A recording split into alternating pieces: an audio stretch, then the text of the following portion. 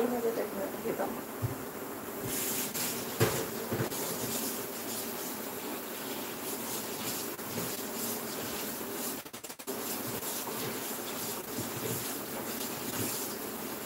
ভালো আছি বাবু, মিষ্টি হবো না। এই যে কোকো দুষ্টুমি করছে সারাক্ষণ, একটা ব্রাশ নিয়ে টুকরো টুকরো টুকরো করে ভাঙলো। থালা নেবে একটা এনে।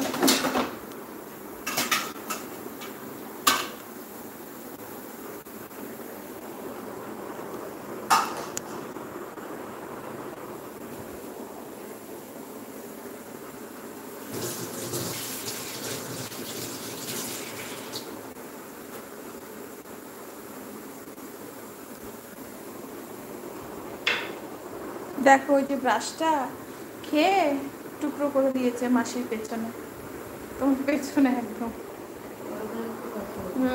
জায়গায় জায়গায় টুকরো টুকরো ফেলা আছে। ও থাকা, ওর ভাই সে দেবে নেবে, তখন টের পাবে অনেক মজাটা কাকে বলে।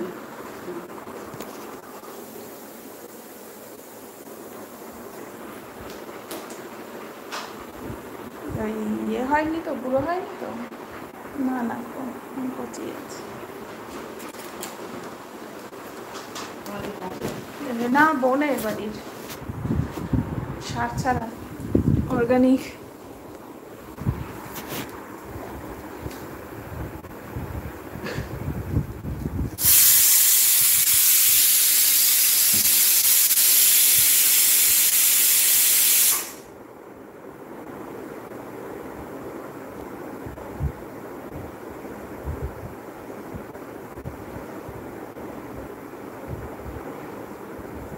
না, কোকো এখনো ডিনার করেনি, করবে। কোকোর বডির পেছনে কোকোর মাসি পুরো ঢাকা পড়ে গেছে, দেখেছো? এখন দেখা যাচ্ছে।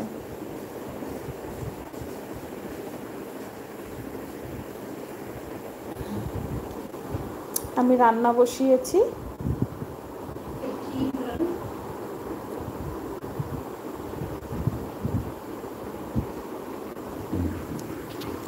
হ্যাঁ হ্যাঁ, এরকম হলেই হবে।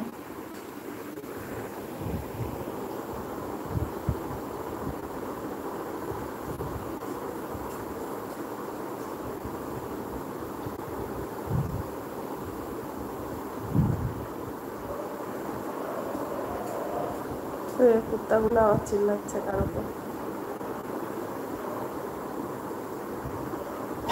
কোকো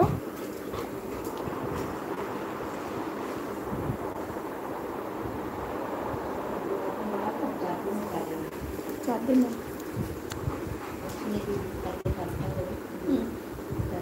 কেন আজকে দেখা করছে? আজ থেকে কাউন্টিং হবে তো।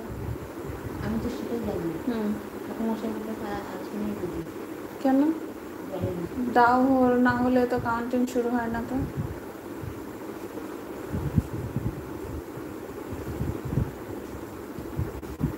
দাও হবে তবে থেকে না, ইয়েটা লাগবে, তার তো বডি রয়েছে, তা কি করে তুমি করবে?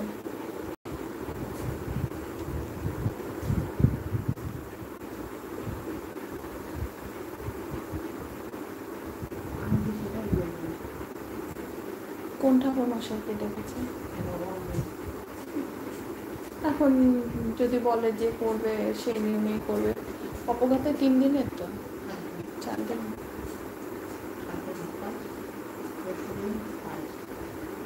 কি করে হয় আজকে সবে দেখা করে আসলো?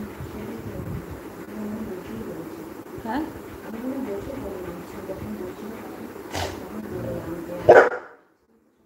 ঠাকুর মশাইরাই তো বলে যতক্ষণ না ইয়ে হবে ততক্ষণ কোনো